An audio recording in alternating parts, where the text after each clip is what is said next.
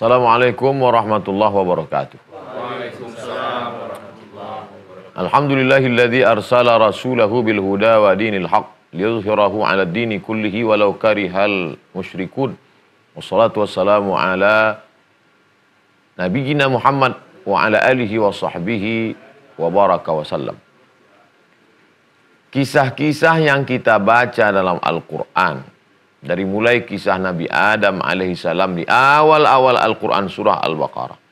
Sampai ada 1, 2, 3 nama surat khusus nama Nabi. Nabi Yusuf, Nabi Hud, Nabi Nuh, surat Muhammad sallallahu alaihi wasallam. Bahkan ada satu surat bercerita tentang satu keluarga. Ali Imran, keluarga Imran. Imran punya istri bernama Hannah. Punya anak bernama Maryam. Maryam punya anak bernama Isa. Keluarga Isa alaihissalam. Untuk apa Allah ceritakan ini? Bahkan ada orang mengatakan ini hanya mitos saja. Berani berkata demikian. Sesungguhnya orang-orang yang membantah melawan itu bukan cerita baru. Sudah ada disebutkan dalam Al-Quran. Mana ayatnya yang bercerita dalam Al-Quran bahwa orang mengejek kisah ini dusta, bohong, mitos? Ini satu di antara ayat yang akan kita kaji insyaallah. Mudah-mudahan Allah memberikan kita ilmu pengetahuan dari mengkaji ayat-ayatnya insyaallah. Amin ya rabbal alamin. Yang akan kita kaji surat Yusuf ayat 111. Tetap memohon perlindungan Allah Subhanahu wa taala dengan ta'awudz. A'udzubillah minasyaitonir rajim. A'udzubillahi minasyaitonir rajim. Apa kata Allah Subhanahu wa ta'ala? Laqad kana fi qasasihim ibratun liulil albab. Laqad kana fi qasasihim ibratun liulil albab.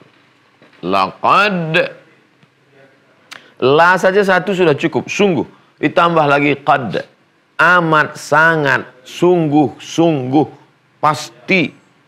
Fi qasasihim. Qasas jamak dari qissah. Qissah sudah jadi bahasa Indonesia, kisah. Kalau satu, qissah. Kalau tiga, qasas. Surat Al-Qasas, kisah-kisah.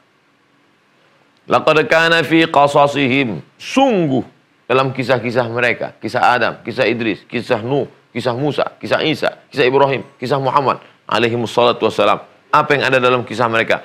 Ibratun, ibrah, pelajaran.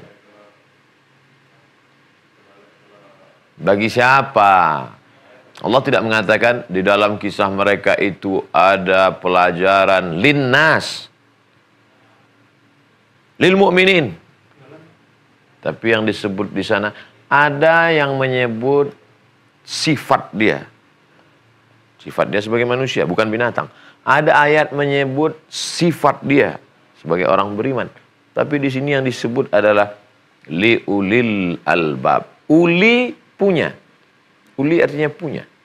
Albab, ulil amri. Uli punya, amri urusan. Ulil amri orang yang punya urusan. Yang ngurus urusan kita. Itu ulil amri. Makanya kalau ada ulil amri nggak ngurus urusan kita, bukan ulil amri. Ulil albab. Albab diambil dari kata lub. Lub. Lub, inti, isi. Kalau kita makan kue, di luarnya itu hanya tepung-tepung saja. Di dalam ada yang manis. Itu lubnya. Lub, intinya, isinya di sana. Ulil albab, orang-orang yang punya isi inti. Tapi terjemahan dalam bahasa Indonesia disebut bagi orang-orang yang berakal. Liulil albab, bagi orang-orang yang punya akal. Kalau makanan itu ada isi intinya di dalam disebut lub albab, maka manusia ini isi intinya bukan di wajah. Isi intinya bukan di ototnya. Tapi isi inti manusia itu adalah akal pikirannya. Dan yang bisa menangkap ini hanya orang yang berakal. Jadi kalau ada orang berotot mengejek kisah Nabi, memang ente tidak berinti, tidak berisi.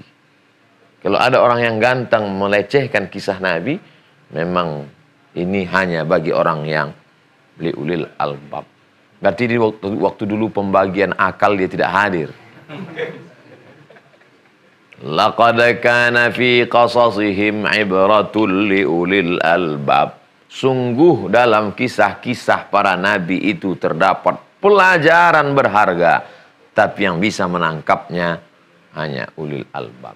Berapa banyak orang pergi ke laut setelah pulang tidak membawa apa-apa. Nggak bawa apa-apa. Enggak loh. Ada ikan tuna, ada ikan kakap, ada ikan kembung, ada ikan paus, ada ikan hiu. Kenapa ente nggak bawa apa-apa? Nggak punya alat untuk menangkap ikan. Yang lain bawa pancing, yang lain bawa jala, yang lain bawa. Malah ada yang pulang bawa satu kontainer. Dia bawa mesin penyedot ikan. Kisah ini bertebaran mutiara-mutiara hikmah di dalamnya. Kenapa engkau tidak dapat? Nih. Afala ta'qilun. Al-haqqu dhallatul mu'min. Kebenaran itu adalah milik orang beriman. Fahuwa ahaqqu biha aina wajadaha fahuwa ahaqqu biha. Di mana saja dia mendapatkannya, maka dia yang berhak untuk mengatakan itu punya dia. Filosof Yunani sebelum Nabi Muhammad SAW, apa kata mereka? Aku ada ketika aku berpikir. Ketika aku berpikir, aku ada. Ketika aku berpikir, aku ada. Coba dibalik. Ketika aku tidak berpikir, aku tidak ada. Keberadaan kita diukur bukan dari fisik kita, tapi keberadaan kita adalah diukur dari pikiran kita. Berapa banyak ulama-ulama yang meninggal dunia tidak punya anak, orang sedih.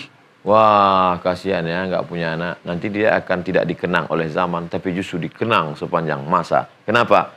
Karena dia meninggalkan buah pikirannya. Tapi berapa banyak orang yang meninggalkan keturunan, tapi hilang ditelan masa. Kenapa? Karena tidak meninggalkan pikiran. Makanya pikiran itu disebut dengan banat fikri, buah dari pemikiran. Apa yang dapat kita petik pada ayat berikutnya? Sambungan ayat ini kita akan lanjutkan setelah yang berikut ini.